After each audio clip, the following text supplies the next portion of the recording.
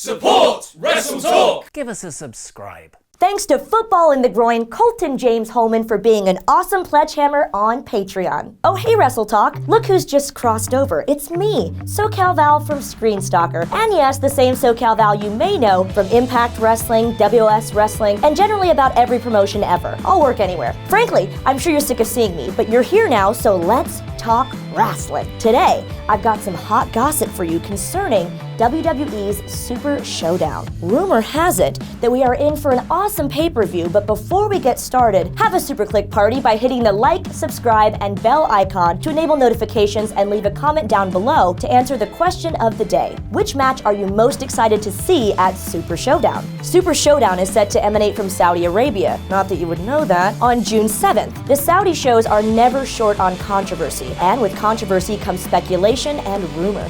Today, I'll be taking you through some of the rumors you need to know about Super Showdown. You know, the show that will be as good as or better than WrestleMania. I still cannot believe that's the tagline they're going with. But okay. Now, here's the unofficial word on the street. First up, in a rehash of what happened last year, because nothing can be unique anymore, Super Showdown will host a 50-man battle royal. In theory, it would be quite difficult to predict who's going to win the match, considering there's, 50 dudes in it, but that doesn't stop betting sites from having a go at it. It's being said that Lars Sullivan will win the 50-man battle royal. You know Lars, he's the guy that's too creepy to fire even though he's a complete idiot and can't be trusted with a keyboard. I guess WWE's policy is, when you look like a deranged villain from Indiana Jones, you can say whatever the hell you want.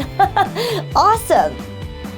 But anyway, it's clear because of the Saudi prince that the entire Saudi Arabia shows are built around an old-school wrestling fan, with him requesting Yokozuna and the Ultimate Warrior for the Greatest Royal Rumble last year, despite both of them being dead, and this is compounded by the more traditional, more muscular, bigger guys being featured over the smaller talent, as it was back in the 80s. Braun Strowman won the Greatest Royal Rumble last year, and it seems another big guy may be winning it again this year. According to betting sites, Lars Sullivan is the favorite to win the 50-man Battle Royal, which is most definitely not out of the question. Other possible favorites include Braun Strowman, Drew McIntyre, Roman Reigns, and interestingly, Ali. Ali was reportedly the man who was going to win the Money in the Bank briefcase last month before Brock Lesnar came around. Let's hope Ali is tipped to win because he's a great wrestler and not because, well, Vince thinks he's from around the Saudi Arabia area, because he is not. He was born in America and has Pakistani and Indian parents, and if you look at a map, none of those are even close to Saudi Arabia. Don't do it, Vince. Come on, crack a book.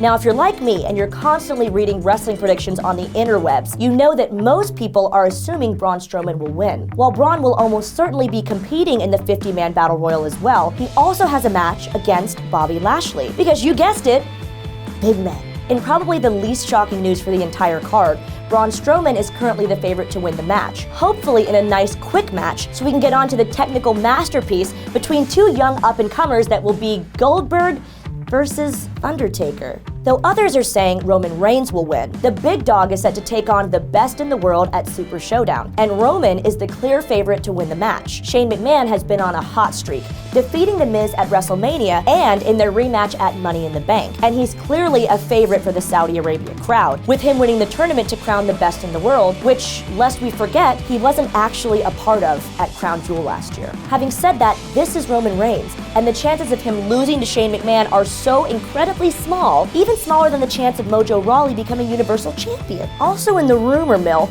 Goldberg and Undertaker will not have a definitive winner in what will most likely be the main event of the show, because forget the younger talent, right? Goldberg is said to come out of retirement. He did go into retirement, right?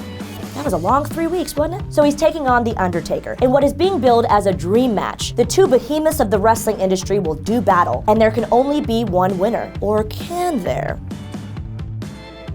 According to betting sites, the two are actually neck and neck when it comes to deciding a winner. Considering both competitors have a certain aura surrounding them, is it too crazy to think that WWE wouldn't want either man to lose? How about a double knockout or a double countout? It would be anticlimactic and a terrible decision, but that's exactly why WWE might do it. Now, sorry to be a super mark here, but I am unapologetically the biggest Triple H fan that you'll ever meet. He's my hero. I, along with many others, think that Triple H will win. But I have to stop and remind myself that, wait a minute, Val, this isn't 2003. So if I'm being realistic, Triple H winning makes zero sense. It's like, oh look, another match between two soon-to-be breakout stars in Triple H and Randy Orton. Fantastic. Considering the two were former stablemates in Evolution, and they've had countless wars back and forth, I'm sure they have a great story heading into this match that we've never seen. Oh wait, the story is completely non-existent. Can't we just have Triple H wear denim and leather together again? He was so much cooler back then. 2019 Triple H just makes me sad. What's he doing? What's with the gray? Anyway,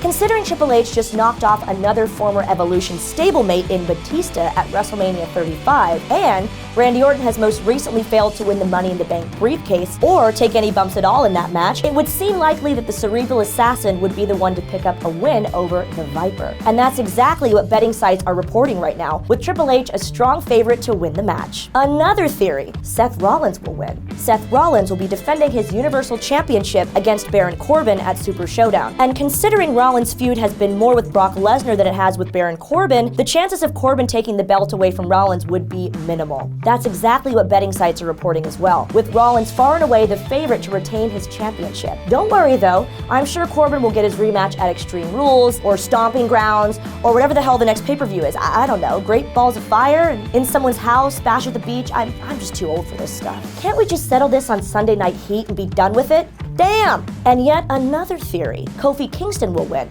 In a remarkably similar story, Kofi Kingston will be defending his WWE Championship against a surprise opponent who nobody expects to win, that being Dolph Ziggler. It's honestly pretty crazy that the two of them for about 3 years were exclusively feuding over the Intercontinental and United States Championships, and now they're battling over the WWE Championship. But in unsurprising news, considering this show was thrown together with absolutely no story or relevant consequences to speak of, Kofi Kingston is the strong favorite to retain his championship over Dolph Ziggler. It would be very anticlimactic for Kingston to beat Daniel Bryan and retain over Kevin Owens, only to lose to a returning Dolph Ziggler who has no momentum. Having said that, that doesn't mean Kingston or Rollins will be walking out with their championships. And a final prediction / question. Will Brock Lesnar cash in? When the Saudi Arabia show was first announced by WWE, 3 names were confirmed to be at the show: Goldberg, Undertaker, and Brock Lesnar. Goldberg and Undertaker are facing off in a match together, which leaves Brock Lesnar without a match and with a Money in the Bank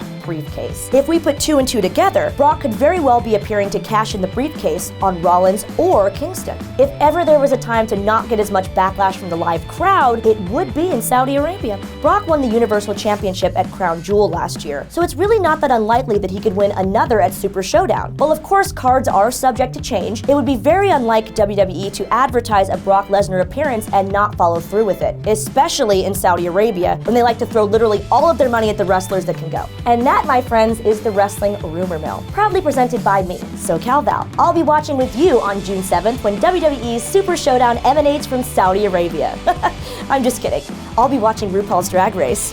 Yes, Queen! Now do us a little favor by clicking the thumbs up on this video, give us a subscribe, and click the bell icon to enable notifications so you'll be notified for future episodes.